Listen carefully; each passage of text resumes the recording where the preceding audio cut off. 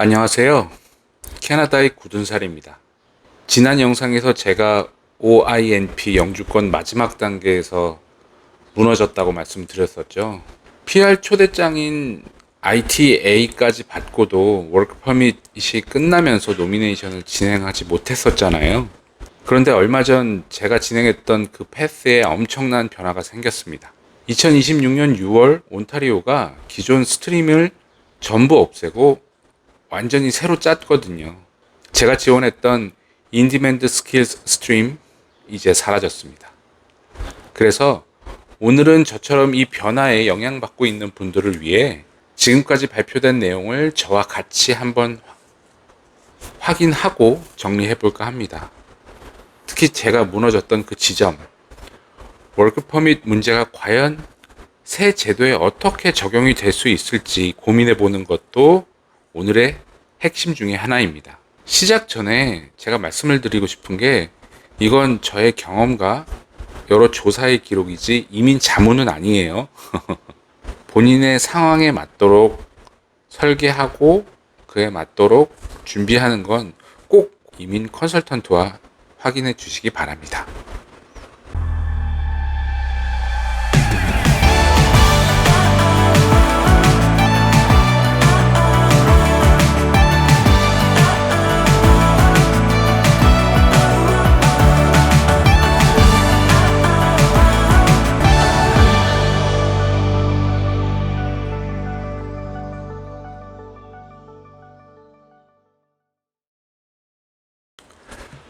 먼저 확정된 사실부터입니다. 이건 이미 시행이 됐어요. 2026년 6월 26일부로 기존 8개 스트림, OINP의 스트림이 전부 폐지가 됐고요. 그리고 온타리오 워크포스 프라이어리티라는 단 하나의 스트림으로 통합이 됐습니다. 제가 듣기로는 OINP 역사상 가장 큰 개편이라고 하더라고요. 새 스트림은 세 갈래 길로 나뉩니다. 하나는 고숙련 직군 티어 0에서 3까지, 그리고 저숙련 직군 티어 4에서 5까지, 그리고 자영업 의사만 솔직히 빼면 전부 온타리오 잡 오퍼가 필수입니다. 티어 직군이라고 하게 되면 이 티어 0에서 3는 보통 슈퍼바이저 혹은 매니저 급으로 생각하시면 되고, 티어 4 to 5는 오퍼레이터 아니면 어드미니스트레이터 그 밑에 있는 직군이라고 보시면 돼요.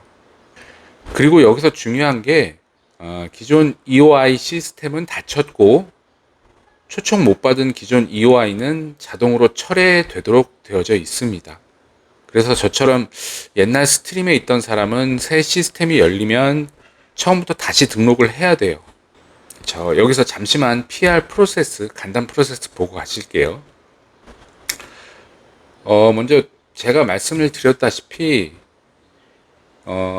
EOI 같은 경우는 최초의 EOI를 등록을 하고 그 다음에 ETA 초청장을 받고, 초청장을 받은 이후에는 어플리케이션을 서브밋 하겠죠.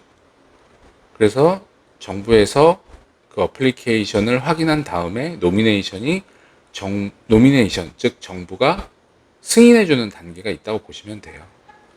그 이후 단계로는 거의 크게 문제가 되지 않는 이상은 PR 프로세스는 쭉 진행이 된다고 보시면 되고요.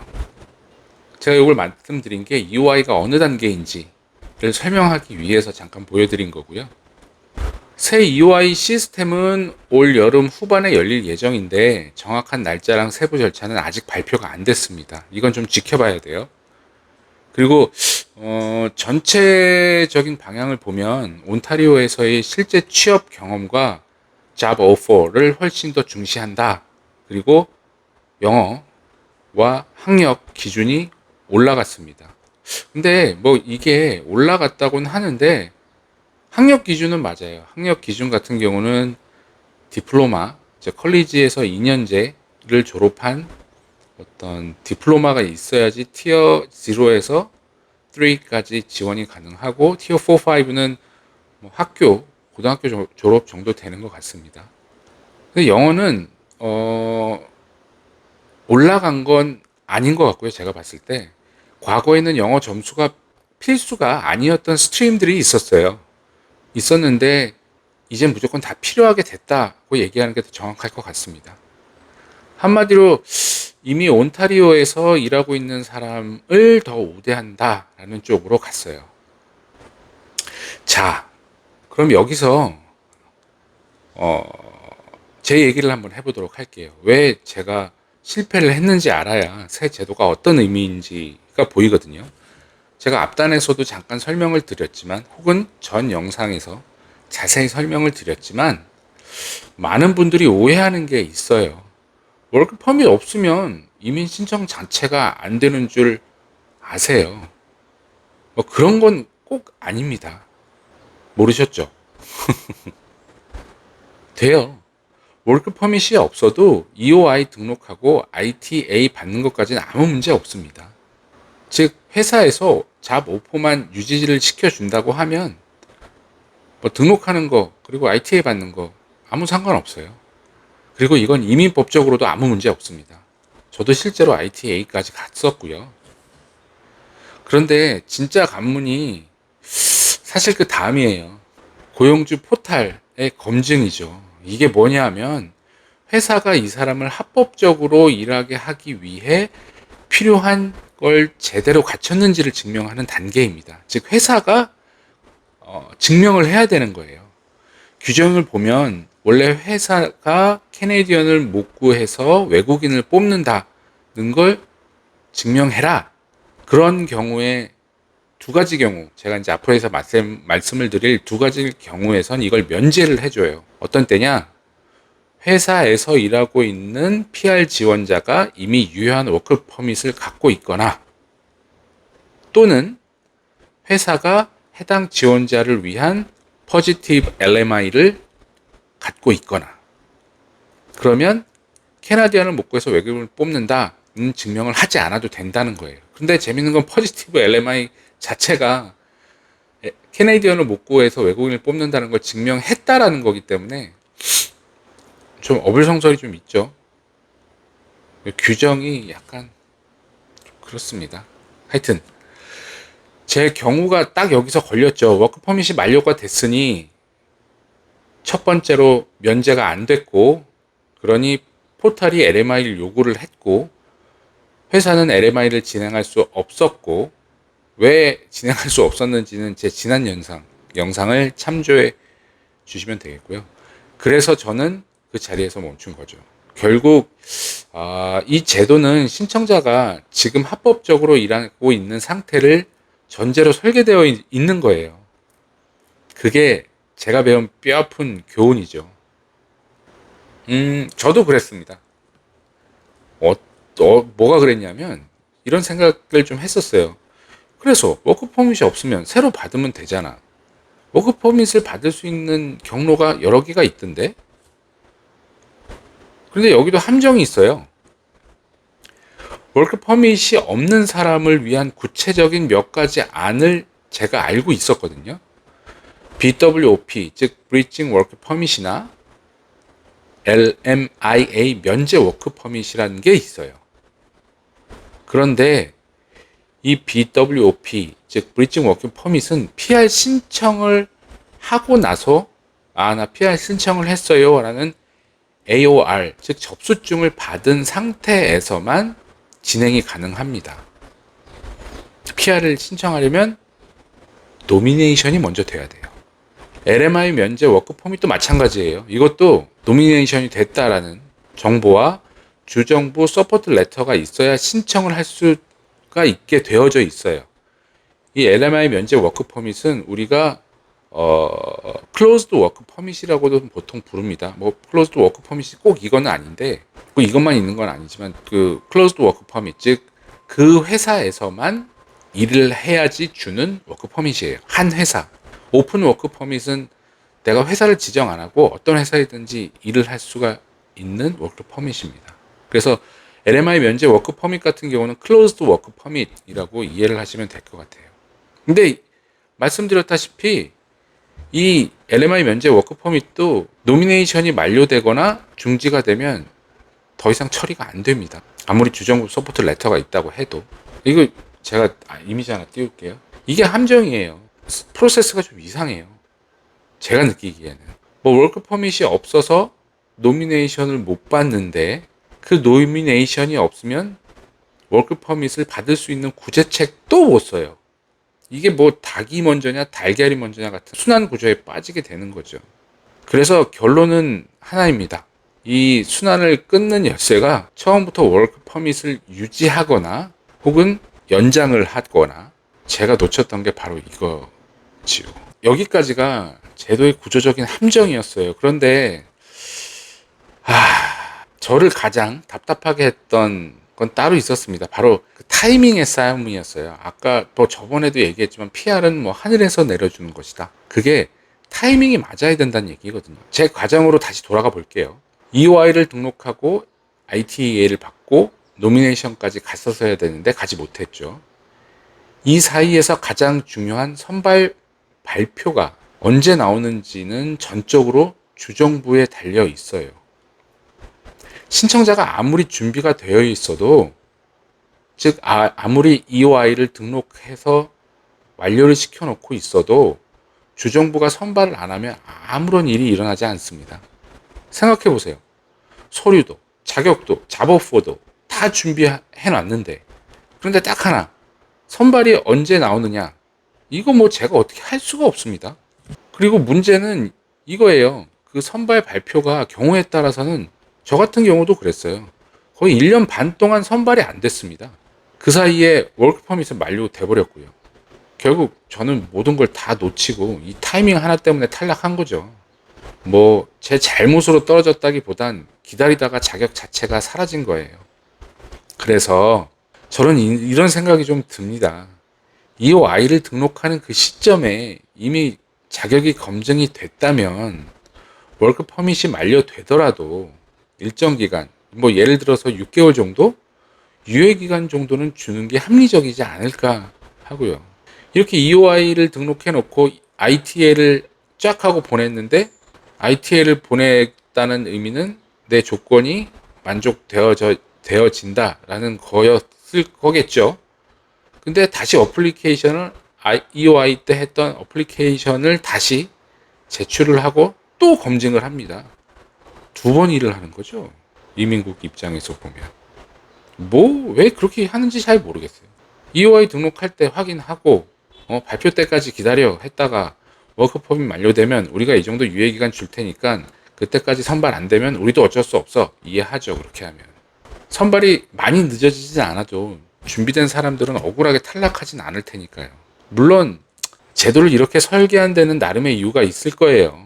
신청자 수를 관리하고 노동시장 상황에 맞춰서 조절을 하고 그렇게 해야 하니까요. 하지만 모든 걸 갖춘 평범한 신청자, 그리고 회사가 필요로 하는 이런 신청자가 단순히 발표 시점 하나 때문에 걸러지는 건 분명히 아쉬운 구조라고 생각을 합니다. 그리고 이 피해가 저 같은 개개인들한테는 정말 크게 다가오거든요. 그래서 이번 새 제도 개편에서 이 타이밍 문제가 개선될지가 제가 가장 눈여겨보는 부분입니다. 유예기간이든 아니면 더 예측 가능한 선발 일정이든 혹은 준비된 사람이 억울하게 떨어지지 않게끔 바뀌는 그런 기준이든. 자, 그래서 제가 좀 생각을 해봤는데 여기서 가장 중요한 질문이 하나가 있습니다. 그럼 저 같은 사람은 가능성이 있을까? 제가 참 많이 찾아보고 조사도 많이 해봤거든요. 근데 솔직히 말씀을 드리면 아직은 모른다. 새 EOI 점수 체계도 워크 퍼밋을 어떻게 볼지도, 고용주에 대한 검증을 어떻게 할지도 세부적인 규정은 아직 공개 안 됐어요. 대략적인 내용들은 있습니다. 새 고용주 검증 같은 경우는 뭐 업력이 3년 이상이면서 온타리오 내에서 뭐 하고 뭐 매출이 얼마 이상인데 근데 그거는 기존에도 있던 기준이에요. 거기서 조금씩 하나하나 보태서 조금 강화를 했다 뿐이죠. 뭐 어느 바운드리에서는 뭐 100만 불 이상의 매출, 외곽 지역에서는 50만 불 이상의 매출이 돼야 뭐 인정을 하겠다. 뭐 그런 고용주에 대한 검증인데, 아직까지 어떻게 바뀌었는지 세부적인 공개 규정은 아직 안 됐습니다. 하지만 지금까지 나온 방향은 이래요. 온타리오에서의 실제 취업 경험을 더 중시하고 잡 오퍼가 필수고, 전반적으로 요건이 약간은 좀 엄격해지긴 했습니다. 뭐 냉정하게 보면 이미 법적으로 일하고 있는 사람을 우대하는 방향이고, 저처럼 월크 퍼밋이 끊긴 케이스에서는 오히려 좀 더 까다로울 수가 있어요. 이건 인정합니다. 그런데 저는 가능성을 좀 이렇게 봐요. 첫 번째, 세부 규정이 아직 안 나왔다. 두 번째, 온타리오 취업 경험을 중시한다면 이미 일했던 경력은 오히려 강점이 될 수 있지 않을까. 세 번째, 결국 핵심은 워크 퍼밋인데 이거에 대한 관련 규정이 아까 제가 말씀을 드렸던 방향으로 바뀌는 부분이 없지 않을까? 그리고 지금 제가 하는 것처럼 LMI를 얻기 위해서 가능한 일자리를 찾는다고 하면, 그래서 워크 퍼밋을 받는다고 하면 오히려 더 좋은 기회가 되지 않을까? 그래서 아까 보여드렸던 그 순환의 고리에서 빠져나올 수 있지 않을까? 라고 생각을 하고 있습니다. 마지막으로 오늘 내용을 좀 정리를 해볼게요. 오늘 내용이 굉장히 많았던 것 같아요. 이 내용을 접하신 분들은 아마 이해하시기가 조금 어려우실 수도 있을 것 같아요. 근데 이게 제가 이 온타리오 이 PR의 이민법에 대해서 가장 불만이 많았고 억울했던 상황들 중에 하나입니다. 아무도 알려주는 사람도 없었고요. 이게 이렇게 진행되는데 저건 저렇게 진행되니까 안 돼요 라고 얘기하는 사람도 없었고, 몰랐어요. 아무도 몰랐어요. 그래서 잠깐 제가 정리를 해볼게요. 하나, OIMP는 8개 스트림이 하나로 통합이 되는 큰 변화를 겪었다. 둘, 제가 막혔던 건 월크 퍼밋이 없어서 생긴 그 순환 고리, 그리고 타이밍의 문제였다. 세 번째, 새 제도에서 이게 어떻게 될지는 아직 미정이다. 올 여름 하반기에 나올 것이다 라고 공지만 되어져 있는 상태입니다. 뭐 대략적인 설명들은 뭐 지금 인스타그램이나 유튜브에서 많은 이민 컨설팅 업체 혹은 컨설턴트 분들이 자세하게 설명을 해주고 계세요. 뭐 분명히 쉽지 않을 겁니다. 하지만 저는 가능성을 닫지 않으려고 해요. 세부 규정도 지켜보고 월크 퍼밋도 준비를 하고 다시 도전을 할 겁니다. 뭐 솔직히 같은 자리에서 멈춘 분이 계시다면은 아직 끝난 게 아니니까, 제도가 또 바뀌는 건 또 새로운 기회가 생긴다는 뜻이 될 수가 있으니까요. 저는 이 변화를 계속 추적하고 업데이트 되는 대로 공유하도록 할게요. 같이 확인하고 준비하면 좋을 것 같습니다. 마지막으로 언제나 말씀을 드리지만 구독과 알람 설정 그리고 좋아요 눌러주시면 저에게 큰 힘이 되더라고요. 이게 꼭 뭐 구독과 좋아요 알람 설정 부탁드려요 뭐 이거 말씀드리기도 솔직히 좀 낯간지럽긴 해요. 왜냐하면 제가 이 채널을 만든 목적 자체가 소통도 있지만 제가 그동안에 있었던 히스토리를 어디다 남겨야겠다라는 생각도 반이 있었거든요.